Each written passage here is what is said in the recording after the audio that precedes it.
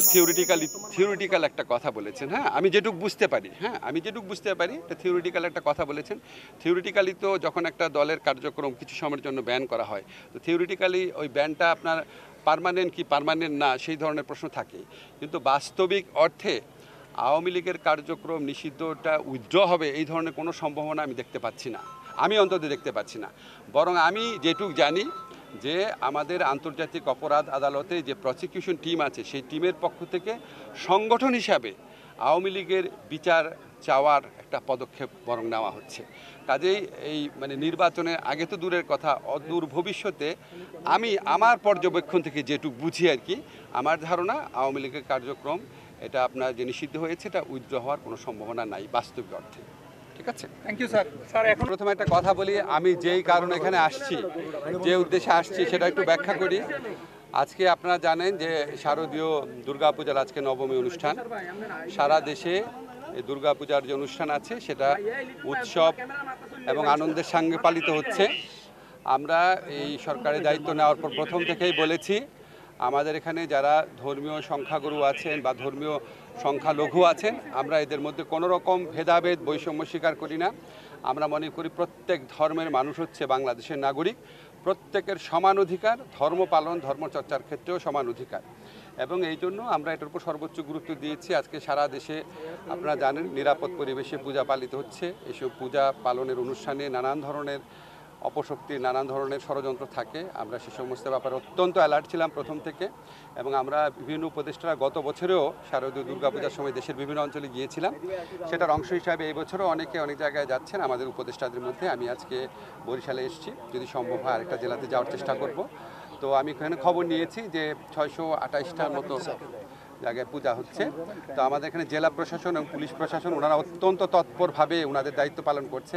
রাজনৈতিক দলগুলো সবাই সহযোগিতা করছে, ওনারা এটা বলেছেন। আপনারা সাংবাদিকরাও অনেক সহযোগিতা করছেন, আপনাদের ধন্যবাদ। তো আমার ভালো লাগছে দেখে যে একটা নির্বিঘ্ন পরিবেশে আনন্দ এবং উৎসবের সঙ্গে দুর্গাপূজা পালিত হচ্ছে। এখন আপনারা যদি আমার অন্য প্রশ্ন করেন তখন তো আপনারা এই কথাগুলো তুলে রাখবেন না। আপনার প্রশ্ন আছে কি বলেন? আচ্ছা, পাহাড় বিষয়কে আপনি যেটা বলেছেন,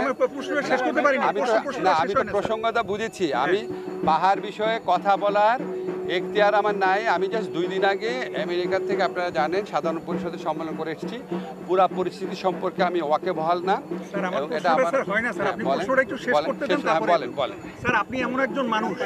আমি আপনাকে বলি যে আমাদের প্রধান উপদেষ্টা যে ইন্টারভিউটা দিয়েছেন ওইখানে ওনাকে প্রশ্ন করা হয়েছিল যে এত মানে নির্বাচনে দেরি করা হচ্ছে না। কিছু মানুষের তো নির্বাচন নিয়ে সবসময় যে কোনো ব্যাপারেই পলিটিক্যাল মতানৈক্য থাকে। কেউ কেউ মনে করেছে আরও আগে নির্বাচন দিয়ে চলে গেলে ভালো হতো, কেউ কেউ আবার বলেছে সরকার, আপনারা জানেন কোনো সময় বলেছে, এটা মিথ্যা কথা না, যে সরকার আরও অনেক দিন থাকুক, সংস্কার করুক। কিন্তু আমার কথা হচ্ছে সরকারের ইচ্ছা কি সেটা তো আমাদের প্রধান উপদেষ্টা অত্যন্ত স্পষ্ট করে বলেই দিয়েছেন। ফেব্রুয়ারির প্রথমার্ধে নির্বাচন, যতবার কথা বলছেন উনি ফেব্রুয়ারির প্রথমার্ধে নির্বাচন। ফেব্রুয়ারির প্রথমার্ধে নির্বাচনের পরে 1 সেকেন্ড 1 মিনিট 1 ঘন্টাও থাকার ইচ্ছা আমাদের নাই। যত তাড়াতাড়ি সম্ভব আমরা স্মুথ ট্রানজিশন অফ পাওয়ারে প্রথম থেকেই বিশ্বাস করতাম। আমাদের শুধু 2টা চিন্তা ছিল যে আমরা নির্বাচনের আগে বিচারের যে দৃশ্যমান অগ্রগতি বা সংস্কারের দৃশ্যমান অগ্রগতি সেটুকু যেন একটু হয়ে যায়, কারণ অনেক মানুষ জীবন দিয়েছে, অনেক স্যাক্রিফাইস এখানে আছে। তো সেই লক্ষ্যে আমরা মনে করি বিচারের দৃশ্যমান প্রক্রিয়া তো হয়েছে, এবং আমরা আশা করছি এই আমাদের আগামী নির্বাচনের আগে আমরা কিছু কিছু বিচার কাজের কমপ্লিশন দেখে যেতে পারবো। তারপর সংস্কার কাজে আমি আপনাদের অনেকবার বলেছি, গণমাধ্যমে বলেছি, আমরা কিন্তু অনেক সংস্কার করেছি। যেমন আমি বিনয়ের সাথে বলি আপনাদের, আমার মন্ত্রণালয়টা আমার সবচেয়ে বেশি মনে থাকে, এই জন্য বলছি। আমরা শুধু আইন মন্ত্রণালয়ে প্রায় 9 থেকে 10টা বড় ধরনের সংস্কার করেছি। যেমন আপনারা জানেন বাংলাদেশে প্রথমবারের মতো সিভিল কোড আর ক্রিমিনাল কোডকে কার্যাবলী সম্পূর্ণ আলাদা করা হয়েছে।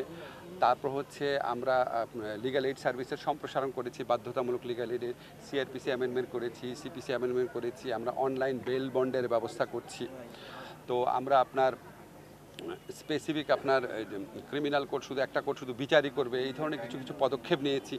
বিচারিক পদ সৃজন আর সরকার করবে না, এটা সুপ্রিম কোর্ট করবে, প্রধান বিচারপতি করবে, সেটা আমরা করেছি।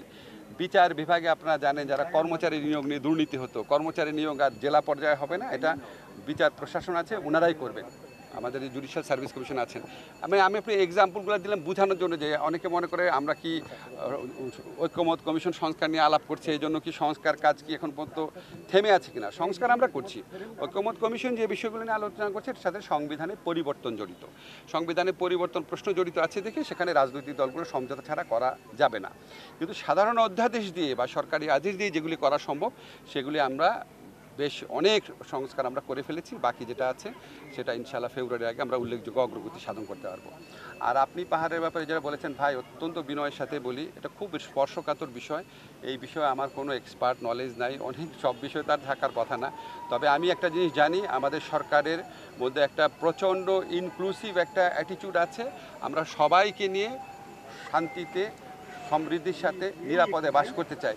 এখানে যে ভেদাভেদের বিভিন্ন দেয়াল তুলে দেওয়া হয়, আপনার পাহাড়ি বাঙালি বলে বা আপনার হিন্দু খ্রিস্টান মুসলমান বলে, আমরা যেটা বুঝি আমাদের অ্যাপ্রোচটা হচ্ছে সবাই বাংলাদেশের নাগরিক। বাংলাদেশের নাগরিক হিসাবে সবার যেমন সমান অধিকার আছে, শান্তিতে সম্প্রীতির সাথে বাস করার, নিরাপদে বাস করার অধিকারও সবার সমান আছে। এবং এটার পিছনে যারা বাধা হবে তাদেরকে আমাদের আইন শৃঙ্খলা রক্ষাকারী বাহিনী আইন মোতাবেক তাদের বিরুদ্ধে সমভাবে ব্যবস্থা নেবে এবং আমরা সবাই